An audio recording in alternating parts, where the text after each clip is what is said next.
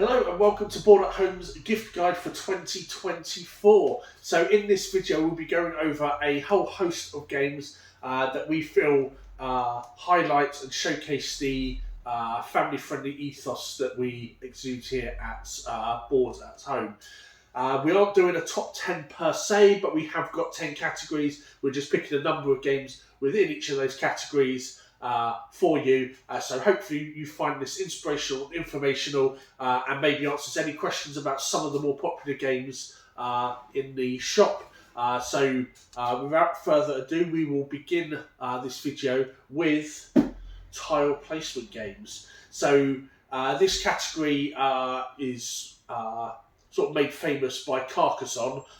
It's a game that a lot of sort of entry-level board gamers first experience, and it has a whole range of expansions as well that elevate the game in a variety of different ways. In that, you'll be collecting a tile and then adding it to a shared board and trying to complete features such as roads, towns, cities and the like. These two take that concept and just change it around slightly. So first off here, King Domino Origins, you start with a shared marketplace and you'll basically be drafting tiles. So you'll pick a tile from the marketplace and then on your next turn you will move your meeple to another tile and take the one that you've just previously placed on, adding that to your board.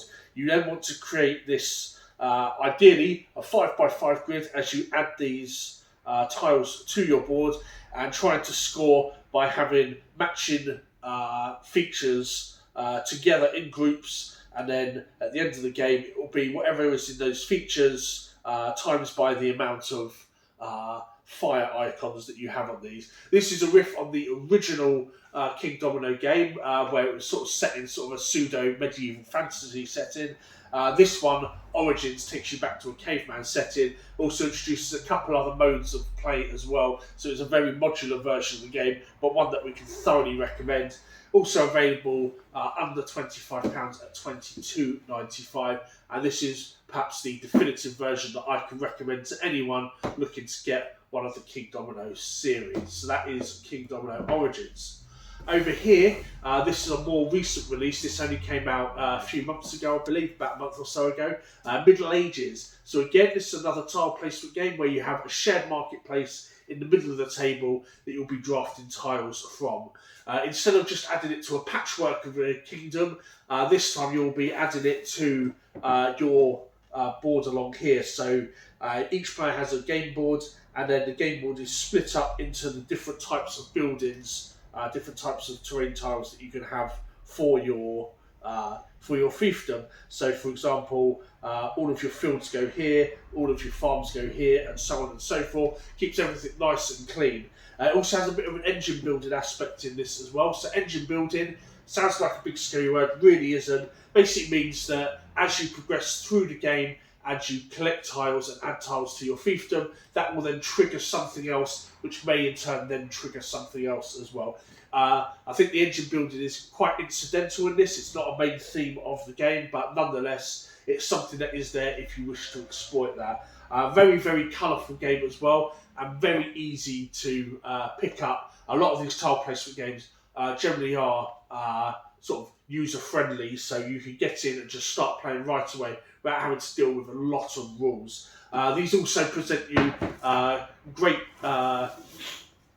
challenges in terms of strategy. You know, what are you going to pick? You know, the luck of the random draw of the tiles coming out. How are you going to mitigate that luck? So it is really a good one for kids and adults alike, where you can play. You don't have to get super competitive, but for those that want to dig a little bit deeper, there is that depth there as well. So on to our next category. Our next category is trick-taking games. So this has been a card game type that's been around for a long, long time. And often people don't really know what trick-taking is, but it's games such as poker, blackjack, hearts, solitaire, things like that, where you're trying to complete sets of something. It's also something that's really made waves over the last few years within the board games industry itself, where sort of more contemporary trick-taking games have emerged. Most notable things like The Crew and Inside Job from Thames and Cosmos.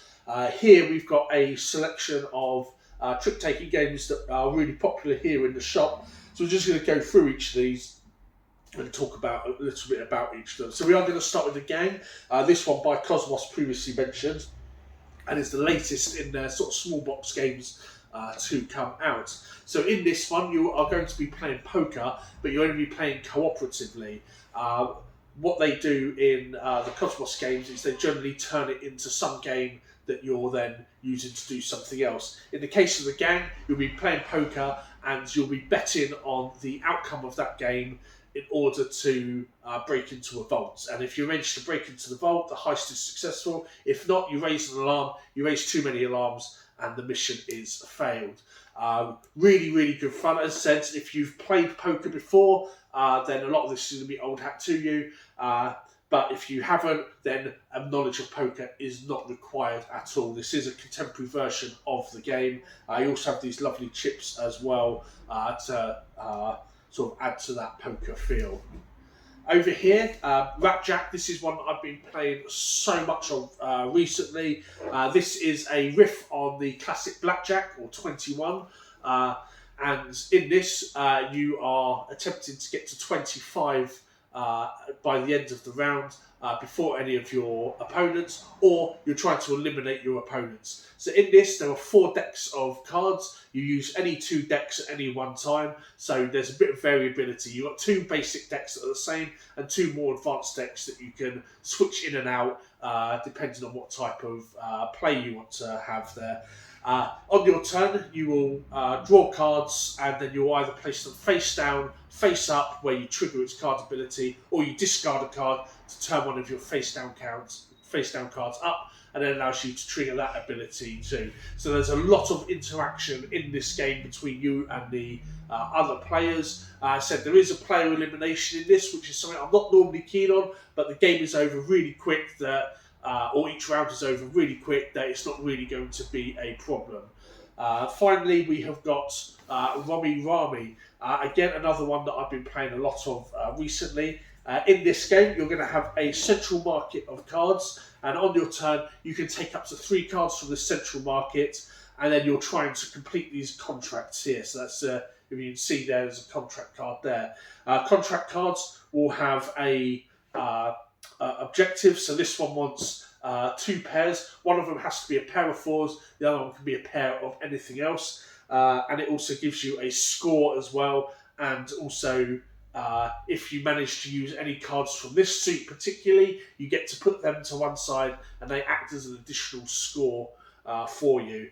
This is a bit of a contemporary riff on Rummy. Really, really good fun. And again, you don't need to know Rummy in order to play this game. You don't have to have any experience with that. All the rules are inside the boxes. Now, what I really, really like about these is that these afford you a great chance to maybe play some more contemporary board games and card games with a relative that maybe does play poker or Rummy or Blackjack or whatever card game it might be, and you can use this as a way to be able to bond with them over a mutual interest of games, because at the end of the day, these are all amazing, wonderful games, no matter if they've been around for a while or only a few years. But as I said, it's just nice, I feel, that you can say, Grandad, Uncle, you play poker, how about if you play the Gang with me? Really good version of the game, and I'd love to be able to play with you sometime.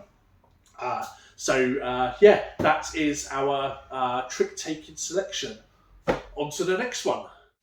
This category I like to call the Uno category. It's a bit of a misnomer, but it's sort of fast-paced card games that kind of evoke that Uno style. So here we've got 3 small card games, Mind Up, Line It and Slide. So in Mind Up, you are trying to collect cards in order to score for different coloured sets. So what you'll do is everyone will be given a hand of cards, and then on your turn, you'll basically be playing a card face down, and you're trying to collect one of the cards from the middle of the table. So, for example, if you're after pinks, you might want to play a really high card or a really low card. or if you're trying to go for one of the middles, you might play a card that you think is about sort of like a middling amount, and then everyone turns their cards face up, and then you arrange them into a new order, and then everyone takes. So, for example, here, the person that played the 15, it's the lowest of the cards, they get to take the 6, and so on and so forth. These then become the next arrangement of cards that you will be fighting over. So, once you take that, you then add it to one of your lines. If a line already has a colour in it, you then move over to the next one, and the more that you add to it, the more that they are worth. So each of these scoring cards here, these yellow ones at the bottom, are worth different amounts. You shuffle those up at the start of the game and place them out so they are randomised. And then the idea of the game is to collect as many colours as you can for each of the scoring cards, and then you total up your score at the end of the game. Line It here is a game all about sequencing. So you will be drawing cards again from a central market. Depending on the amount of players will depend on the cards in the middle. But what you'll be doing is on your turn, you draw one of the 4 to 6 cards in the middle, and then you will either keep it in your hand or you will play it face up in front of you. Placing it face up in front of you is the beginning of a line, and then that line can either be ascending or descending numerically. When you draw cards from the central supply every turn, you can either keep it in your hand to a maximum of 2 cards, or you play it. If you can't take a card because you're maxed out, you've got 2 cards in your hand already, and it won't fit into your sequence, then you have to either play a card from your hand that will fit into the sequence to allow you to take the other cards, or you have to finish that sequence and then score it and place it off to one side to then take your card. Really, really good fun. Again, fast-paced games similar to Mind Up, very quick, minimal rules set up, and just a nice, good strategy all round. Slides, the last one in this category. You start with a 4x4 grid of cards. They are all face down.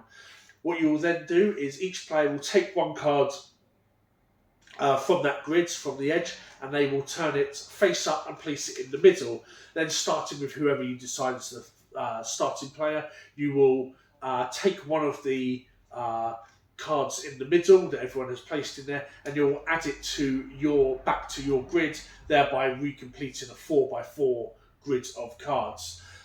You can slide it in any way that there is a gap for it to slide in to make that 4x4 grid, so it can't poke out somewhere. It has to fit flush within that grid. And then as the game goes, you'll be revealing more and more tiles and collecting them from the middle.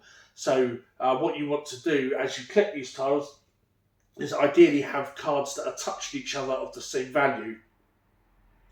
What that will do is they will actually cancel each other out, so you're trying to collect sets of cards in order to cancel them out, and then at the end of the game you count up all of your cards that don't have anything matching and touching it, and that will be your score. So for example, this one here, if we were to be finished, this 8 slots into here, so those cancel out. The 10s would then cancel out, and the 4s would cancel out, and then he's got a 5, a 1, a 5 and a 2, and whatever these might be, that would end up being the final score. Now, as I said before at the start of this little section, I call these like Uno style games. Again, they're not typically Uno style games, but they are those fast-paced, quick, fun family card games that you can take anywhere. These are great. They can be transported anywhere quite quickly as well. And a bit like Uno, you can whip it out and play very, very quickly, have a quick game, or play one game after the other. Also makes for fantastic stocking presents, Secret Santas, tree presents and the like as well. So, on to the next one. This next category is not strictly a game, but as I said, this is a gift guide for Board at Home. And we couldn't possibly have a Christmas gift guide without having Puzzle Post's amazing Christmas crackers feature on here. This is something that we've had since year 1 in the shop, and we absolutely love these. They sell out so fast as well. So if after this you fancy getting some, I would recommend sooner rather than later because they do go very, very fast. So we're going to start with a couple of ones that we've had in previously, but we really like these ones. We have got the uh, dinner table uh, sort of escape room, and we also have the secret challenges one. So these were two of the earliest ones, I believe, to come out. So basically, the premise with these is that all the crackers have a little part of the game inside them. So this one has got 24 different secret challenges. So you've got 4 challenges um, per cracker, and the idea is to do your secret challenges without anyone cottoning on that is exactly what you were doing. This one here has a little story about someone coming to uh, Christmas Day. They need your help, and you're going to have to work through the puzzles in order to help them and save their Christmas. This year's ones, we have got some licensed ones from Puzzle Post. We have got Richard Osman's House of Games. This allows you to play the hit TV show around the table after Christmas lunch, and the Traitors as well. Again, allowing you to play the Traitors card game or the Traitors TV show around the kitchen table as well. Now, what I love about these is that they give you something a little bit more than a normal Christmas cracker. Yeah, you get the screwdrivers, or you get the bottle opener, which are probably the 2 best presents that come inside them. But really, you pop them for the sake of popping them. You put on a Christmas hat, which gets chucked away very soon. You read a naff Christmas joke, and the toys, well, they just end up disappearing, normally going into the rubbish with the bones and the Christmas wrapping paper and whatever else that might be on the table just after Christmas dinner. With these ones, it gives you a chance to really socialise and have an event together around the table. Maybe whilst you're waiting for dessert, letting dinner go down a bit, or playing afterwards in the living room. But I really like that these crackers then give you that opportunity to have some entertainment with friends and family, and it'll be something you'll be talking about for a while as well. These are 19.95, so get them whilst they're hot. As I said, they do run out very, very quickly. So that's Puzzle Post's Christmas Crackers. See you at the next one. So our next category, this one is really sort of contemporary family board games, and with that we thought, what better place to look than the Coiled Spring Heroes range that we have been stocking since we first opened. The Coiled Spring Heroes range is one carefully curated by Cold Spring Games themselves, and games that they feel highlight their ethos, their sort of outlook on games, which very much marries up with our own. So here we have got 3 games from their Cold Spring Heroes range. I don't think Skipperty is quite on there yet, but it deserves to be. And we're going to start off with Quirkle. So Quirkle, for those of you who have come to the shop before, you may well know as one of our best all-time selling games in the shop. These things just fly out, they sell themselves really. But the beauty is in the simplicity of the game. Now this is a tile laying game in the vein of things like Scrabble, but in this, instead of trying to come up with words, you will be linking colours and shapes together. So the rules for this are very simple. You draw 6 tiles at the start of the game, and then on your turn you play 1 to 6 tiles down on the board, anywhere in a straight line, and then you score that line based on the tiles in it. So, for example, you can play a blue or a purple star here, and then that would score you 2 points for this line, score you 4 points for this line, for 6 points in total. You can't place a tile where it would contradict with something. So, for example, this line here has got all 6 reds, so we can no longer add reds to either side of this line without repeating something in here. Similarly, along here, you'd see that we've got squares in each of the colours. Well, -1. So we could put a green square on the end here, but we couldn't put a square with the colour matching any of these on the end here, as that's already present within the sequence. But apart from that, it is a delightfully simple game to pick up and play. A good lot of strategy mixed in with the usual luck that will come from drawing tiles from a bag, but you get to mitigate that with deciding how best to play your tiles down and how to sort of manipulate the board. So, for example, you don't want to be placing something somewhere if it means that someone else can get a Quirkle later on, which is completing a line of 6 and scoring all the points, leaving you in the lurch. But said, very colourful, a lot of fun, just an absolute joy to play. That is Quirkle.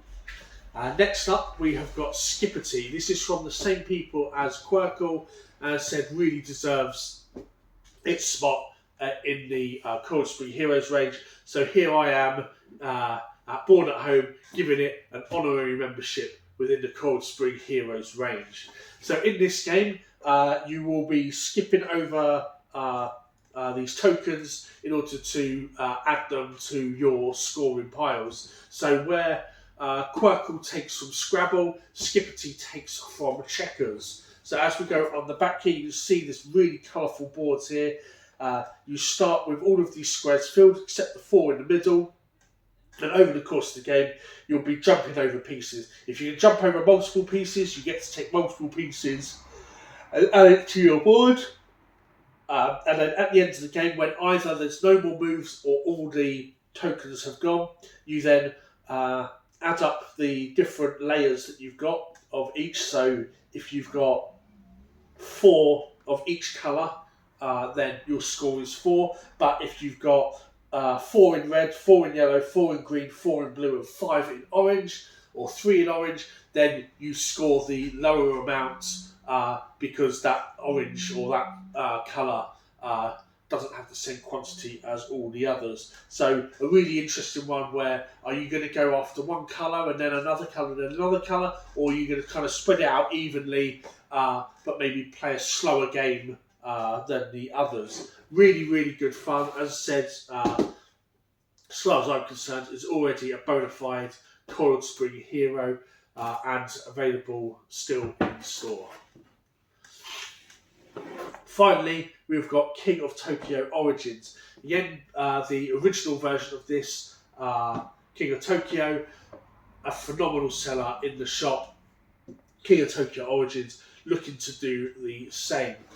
So in this, again, you will be rolling dice, and said again, this will be based on a older game, Yahtzee, where you're rolling dice and you're trying to collect sets of dice. In this, however, those sets of dice are going to let you do different things, such as attack the other monsters, gain victory points, heal your monster, or gain energy cubes so that you can gain weird and wonderful powers that will aid you and hinder your opponents. It's a really, really colourful game, and like both Skipperty and Quirkle, it is designed to be very much pick up and play. There's not a lot of rules. The rule book is very, very well written, with a lot of examples in there for you. As I said, King of Tokyo Origins is the sort of new version of the core box set, but coming in at a much lower price as well, enabling you to sort of save a few bucks on an absolutely wonderful game. So that's our look at the Cold Spring Heroes, and we continue to move on. So this next category are Euro games. For those of you who know me, Euro games are perhaps some of my absolute favourite games. For those of you who aren't aware of the term, because there is a lot of jargon in the board games industry, Euro games are something that typically started in Europe, specifically Germany, and centred around sort of worker placement, resource management. Think of Catan. That's a very, very popular game. That is sort of like the quintessential Euro game, where you're collecting resources and you're exchanging those resources for something else. So here we're just taking a look at a few of my favourites, ones that I think will be fantastic for the sort of strategist in your family, or a friend that loves to sit down and have a sort of real thinky time with their games. So first up we have got Loot. So this one is a bit more family friendly than the others, and in this you are playing different Viking clans. So what you'll be doing in this game is you'll be placing your Vikings somewhere on the land that you'll be raiding. They always have to be placed next to another existing Viking, whether it's one of yours or not, but there's always a load of options. Whatever tile you place them on, you then get to take that resource and you add it to your own board. The reason for those resources? Well, you've got different buildings on your board that require different resources. Once you've surrounded them with the prerequisite resources, you're able to turn it over and that will become a score for you at the end of the game. However, there are also long ships that you're able to collect as well. Those require a certain amount of resources, and again, once you collect those, you're able to turn those over and those will contribute to your score as well. As you're playing through the game, these links will continue to span out, really sort of web out across the game board as you collect a variety of different resources. Really clean gameplay, and I think for me really exemplifies the core mechanics of worker placement. Place a worker, grab a resource, use that resource for something. Really breaks down what a Euro game is into a wonderful, wonderful, accessible game that you can play with the kids as well. So that is Loot. Our next one comes from De Veer, who are undoubtedly masters at Euro games. They've had some phenomenal ones over the years. Bitoku is a big standout. Red Cathedral, White Castle, Bamboo, more recently Salton Sea. But what I like about theirs is that they are sort of having a trend of making them as accessible as possible. So this is a small box really compared to some of the others, but this box is packed full of game. I don't think there's any space for air in here.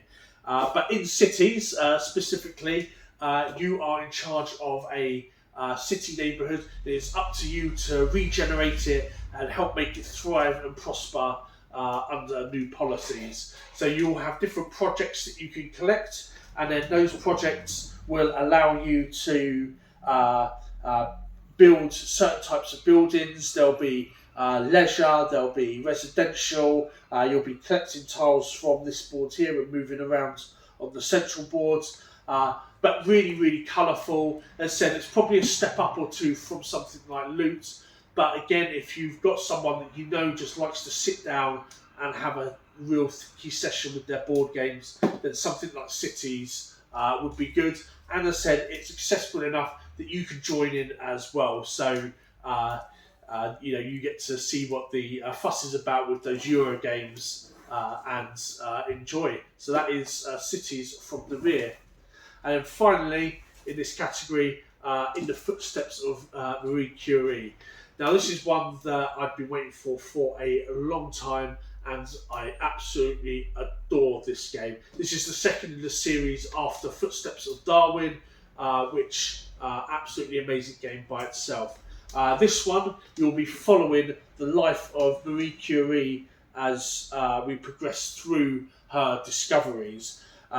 In this game, you will be collecting different resources and trying to create different sort of alchemical reactions and mixtures and the like. You have different objective cards.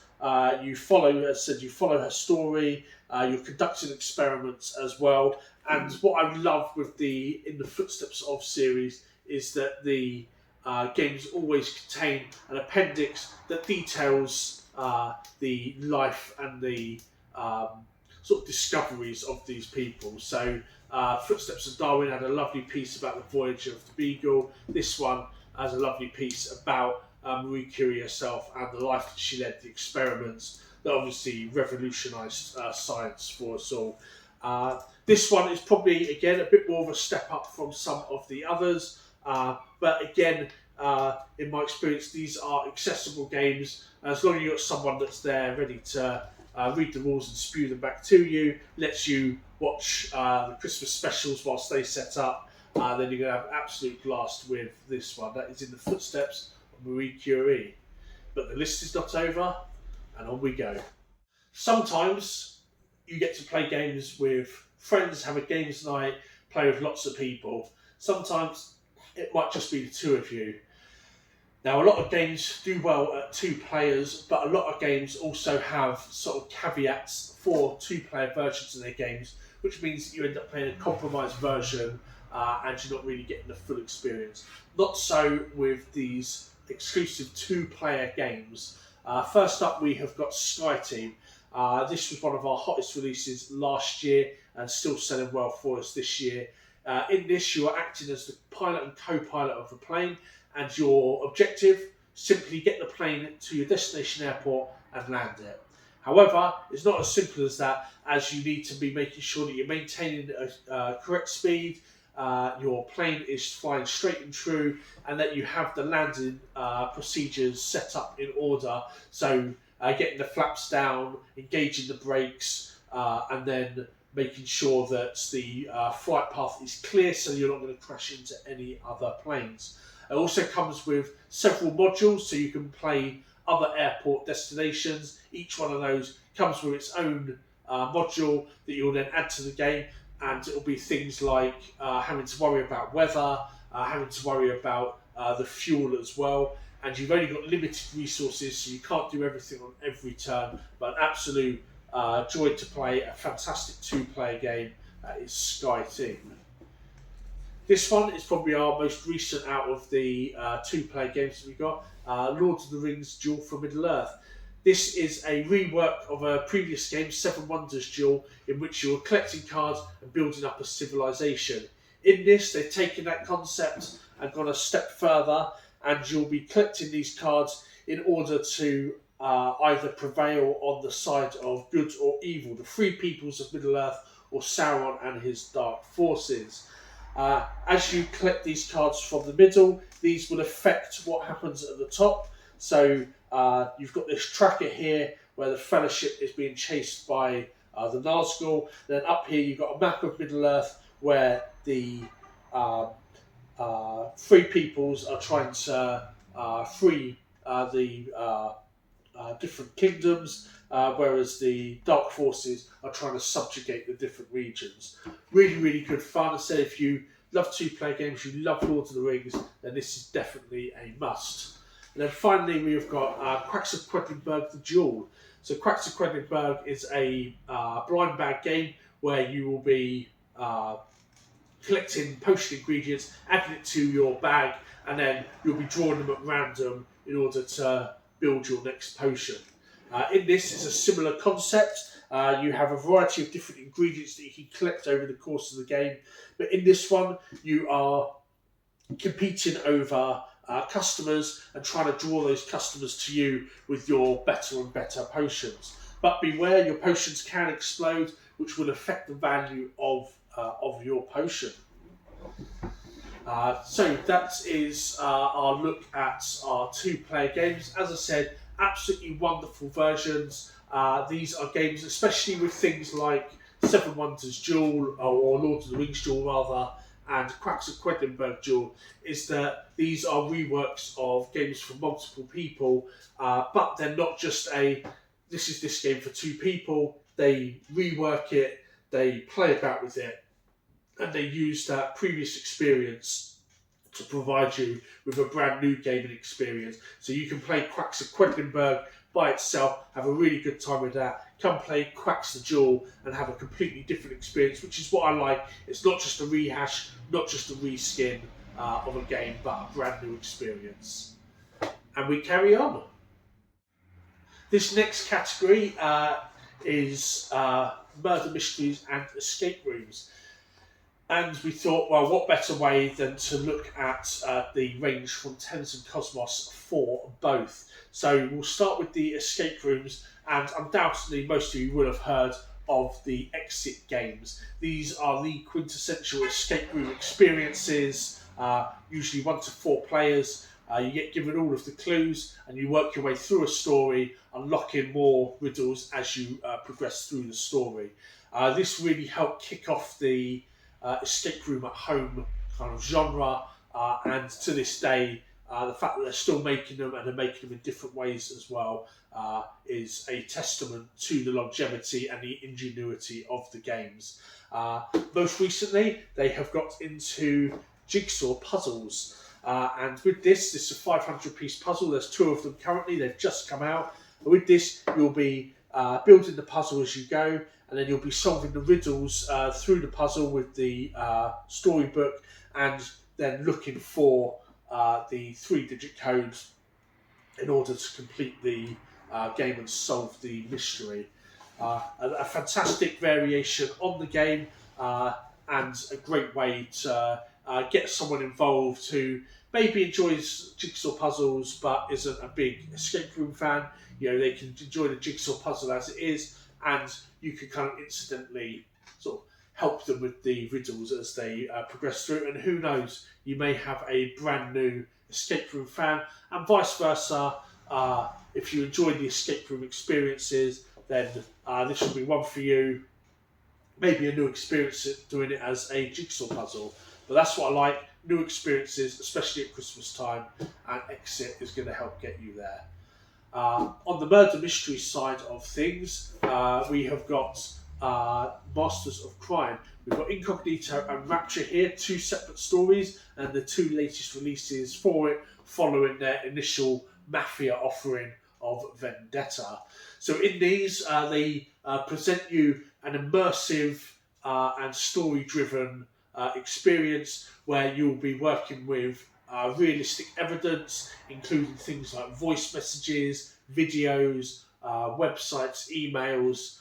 They really sort of go all out on these ones to provide you with amazing experience. If you're into your true crime, if you love your true crime novels, you love your true crime documentaries and your docudramas, then this is definitely something to consider. Again, if you know someone that is really into that, then this might be the thing for them. They can play whilst they're waiting for the next season of whatever Harlan Coben thing is coming up on Netflix, or whatever murder mystery or true crime documentary they may be into. But said, really, really good fun, and they do a fantastic job with these to really help immerse you within the world presented to you. On to the next one. We are our second to last category, and here we are looking at party games. Now, undoubtedly, the masters of the party games are our awesome friends over at Big Potato. So that is where we're going, undoubtedly, with this category. And here we've got a wonderful selection for you. So starting off, we have got Chameleon Pictures. This is a wonderful deduction game where each player will be describing a word with another word, and then trying to figure out who the chameleon is. Now, the chameleon, unfortunately, they don't know what the word is, so they have to blag their way through, and then when it comes to the voting, have to try and throw some shade on other people. Now, the trick with this is that you know the word, and you want to be a bit vague so that the chameleon doesn't catch on. You don't want to give them anything too obvious. However, you want to balance that with not being so vague that your teammates think it might be you. So, for example, on the back here, we've got a variety of different items on this grid. And, for example, we've got a key down in the bottom. So someone might say lock. Someone might say metal, for example. Someone else might say map. and when you get to the end of it, you might be, oh, why did you say map? You know, that's they're like, think about it, you know, and then, but you might think, actually, you know, that was far too vague, and you understand that they meant key as in a key to a map, but not within the kind of objective. So there's that kind of like being too vague, thinking too far out of the box, and then ultimately throwing shade on yourself. I said you also then don't want to be too obvious by saying like open, because then they might be like, okay, cool, I know that's a key, open. But I said fantastic fun, endless hours of entertainment with this. You can just play a few of the cards and play something quick, or you can just play through as many of them as you like in one sitting. We normally play for about half hour or so. Whoever gets first to 5 generally wins in our sort of opinion, but really, really good fun, and thoroughly recommend if you enjoy deduction games. Next, we have got Ghost Can't Draw. Best way to describe this one is Pictionary meets a Ouija board. So, on the back here, you have this ghost with the pen in it and a drawing board. Everyone puts their hands on the ghost, the 2 fingers on the ghost, and then one person is moving this ghost around. And as they're moving around, it's going to be drawing something. Everyone's got their eyes closed whilst they're doing this, and then once the ghost has finished drawing, everyone opens their eyes and has to guess, 1, what they think that is they were drawing, and 2, who they think drew it. Really, really good fun. If you enjoy drawing games like Pictionary or Scrawl, then it really is a lot of fun. And again, like those other ones, you don't need to be an artist. A lot of people say to me, oh, I'm not very good at drawing. I'm naff at drawing. I'm the worst at drawing. But it's all about just having fun, having a bit of a silly time. I said really good for multiple people, for large groups as well. Then finally, perhaps our most popular party game ever, Herd Mentality. In this game, you'll be presented with a question such as, what's the biggest animal you can lift up, best flavour of crisps, best Christmas movie, things like that, and it's up to you to provide an answer. However, it's not as straightforward as that. You want to answer what you think would be the most popular answer around the table. So you really got to know the people around your table, right? Best Christmas movie. You're probably going to say Muppets Christmas Carol, but this side over here, these blokes, they're all going to say Die Hard. So I'm going to go with Die Hard, even though I do or don't agree, and secure myself the point. So that's the way that you kind of have to think about it. If anyone gets the odd answer out, so they're the only one that answers that particular answer, they get given the pink cow, which means that they can't win until they get rid of it. They can still collect points, but they can't win the game. Really, really good fun. Leads to some hilarious situations as well. That is Herd Mentality from Big Potato Games. 1 to go. Okay, so this last category, this is for the role-playing fans out there. So we recently got in a variety of different accessories for D&D and other RPGs, and we're going to go through some of those now. So first up, we've got this awesome D2 coin. On one side you've got the 20, on the other side you've got the 1. Now this has a variety of uses. You could just use it as a D2, so flip the coin, heads or tails, 20 or 1, and that's what we're going with. If you want to resolve disputes, or there's something within the game that's not covered by other rules and you want a decision, you can use it for that. You can hand them out for inspiration as well, but we just think that these are really nice pieces. They're only $4.95 as well, so they make for fantastic little stocking fillers and secret Santas, and there's a whole wide range of designs as well. So if you like the look of these, I'll just hold that a little bit closer. Do come on down and check them out. We've got plenty of them. As I said, make for great Secret Santas. Our next one, we have got a key ring. So a nice little thing to add to your selection of keys. But it's not just a key ring. It is one shaped like a D20.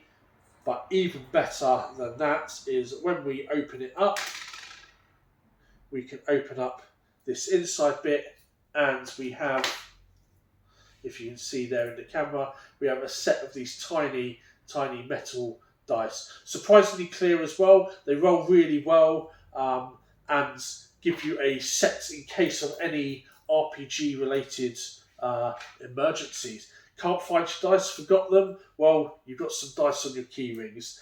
Going around somewhere and they're playing some D&D, you can join in. So a lovely little novelty item, and that looks good, is nice and sturdy, and provides you some function as well. And those are available at $9.95. And then finally, we have got these polyhedral sets in a lovely bauble. So if you've got a dice goblin in your family, you can surprise them with a dice set sitting on the Christmas tree come Christmas. Yeah, really good fun. Gets you into the Christmas spirit as well, and a wonderful array of different designs are available as well. These are $7.95. We had them in last year. Happy to have them back for this year as well. So that pretty much wraps up this video. Thank you all for sitting through that with us. We appreciate it's perhaps one of our longer videos, but perhaps you want to sort of pause, rewind, take a look through, just save it to a watch later so that you can kind of skip through to a specific part. But we hope that that gives you a good idea of a range of the games that we have in the shop. If you have any questions about those games, or indeed anything else within the shop coming up to Christmas, do message us, either comment below, drop us an email, or if you live locally, swing by the shop. We'll always be happy to answer any questions you have. And with that, we wish you all the merriest of Christmases and the happiest of New Years. Again, another year passing by for us, and we're nearly at the 5-year stage. And again, thank you all for all of your support, whether that's comments on our social media, sharing events and photos and things through our social media, coming to the shop and playing, buying games, visiting us when we do our outside conventions. It all adds up, and from the bottom of my heart, I just want to say thank you. Thank you so much. It's been a pleasure to work and play alongside you all. So thank you, and Merry Christmas.